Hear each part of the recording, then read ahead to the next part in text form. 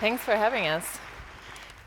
I'm excited to be here today with Helene. Helene and I have the honor of working together now for over a year since we had a chance to join at the Series A. You're doing nothing less but to help people access space. So tell us a bit, how do you do that? Yeah, so we built a space capsule. If you remember people going to space station, they go into a capsule on top of a rocket, and the capsule is launched by a rocket and then goes to station and then comes back. And actually, that's a market which is growing very fast because we have more and more space stations around the Earth and also new space stations around the Moon. And only 3 countries in the world are mastering this capsule technology. And myself, I've been working at Airbus on the Orion vehicle, so a capsule that flew around the Moon and safely came back.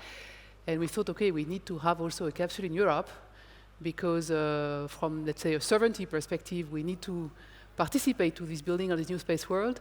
And also from a business perspective, we need to embrace and to be part of these new businesses, these new in-space logistic businesses. So here we go, and in 21 we founded the exploration company, and we'll fly our first capsule in March next year. Yeah, I think that's the crazy thing about it. You only got started with this a bit more than 2 years ago.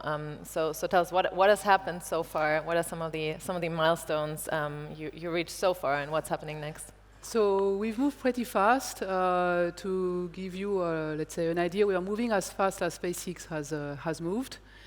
So 2 years and 3 months, we've moved from 4-people company to now 115 people company. We have raised 65 million euros so far, and we won almost 200 million euro contract. And as I was mentioning, we launched our first capsule in March 24, so things are moving pretty fast at the exploration company.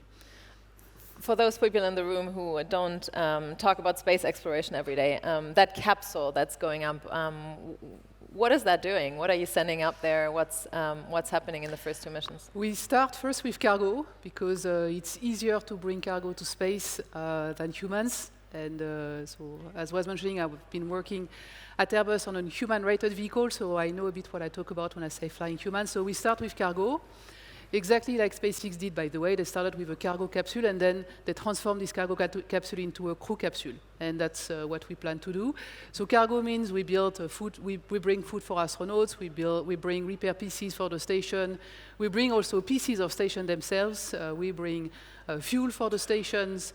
And then when we fly back the experiments which are being performed at the station that the scientist needs to get back.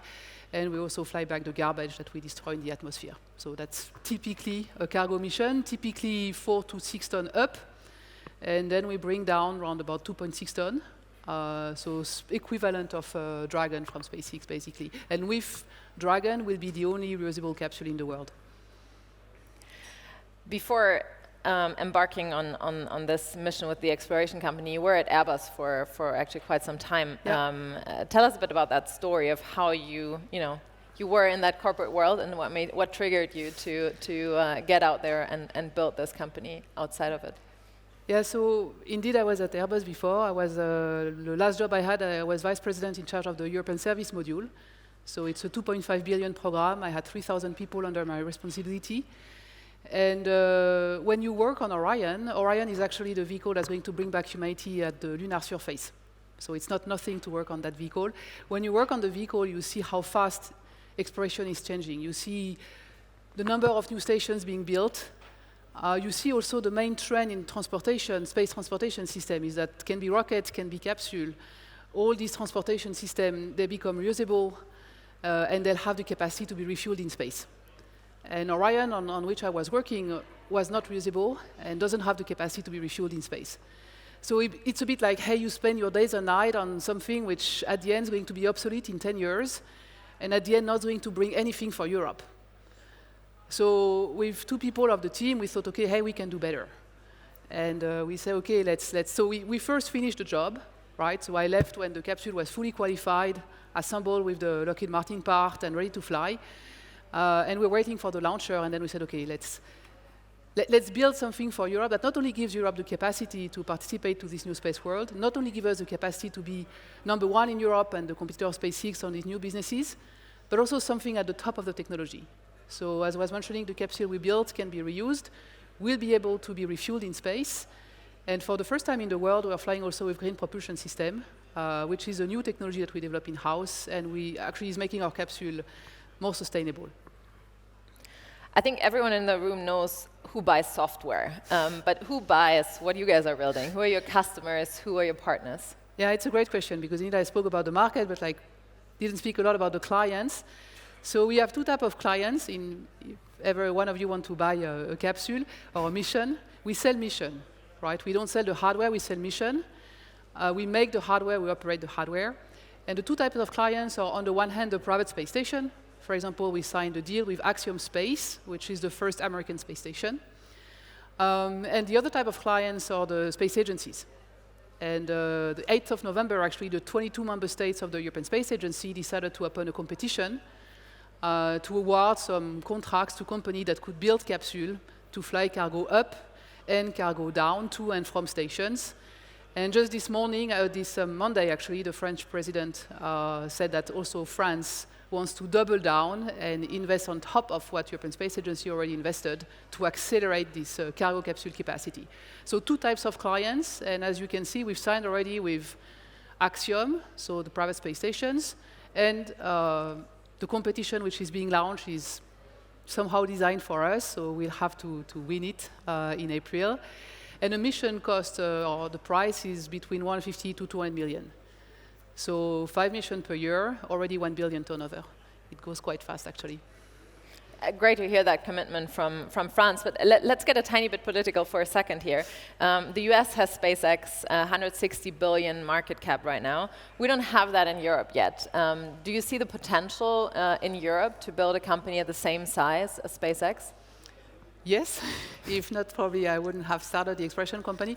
But more seriously, let's look in the past and let's take Airbus as an example. When Airbus started, Airbus has almost no chances in front of Boeing. And many people were thinking this is a crazy story. Why shall we start an aviation company while Boeing is so big? And okay, after some years, Airbus became as big as Boeing. And this was done in 2 steps. The first step was the technical catch-up. And the second step was coming on the market with something really disruptive, which was the A320. And we're following the same strategy at the Expression company. The first step is a technical catch-up on one product, which is the capsule product, a technology that Europe doesn't have. But there are very few players and a market which is growing fast. So we believe with that product, we can really impose ourselves as number one in Europe and the challenger of SpaceX.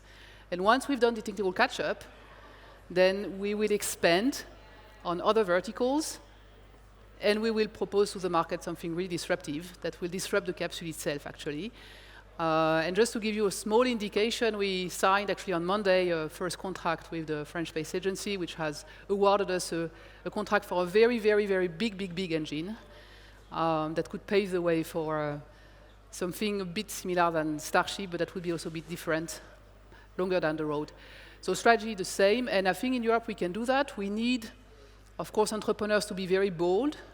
We need politicians to be bold, and we need investors to invest in businesses which are very high risk and also very high returns. Because if you think about SpaceX, it was a very, very high risk business, and then it brought amazing returns. And sometimes in Europe, in the portfolio management, we miss a bit these high risk, high returns. And what we're doing is nothing than an infrastructure. So a lot of capex at the beginning. We need to be people knowing about what we're doing, because when you build an infrastructure, you need to understand your costs, your planning, your technology. But then it's a cash flow machine. And this is what SpaceX is doing right now, and this is indeed what we are building. Final question. Those investors you just mentioned, I guess we have a couple of those here in the room, and many of them might not have tapped their feet into space tech yet. What do they need to know about Exploration Company? That we are the fastest growing deep tech startup in Europe right now.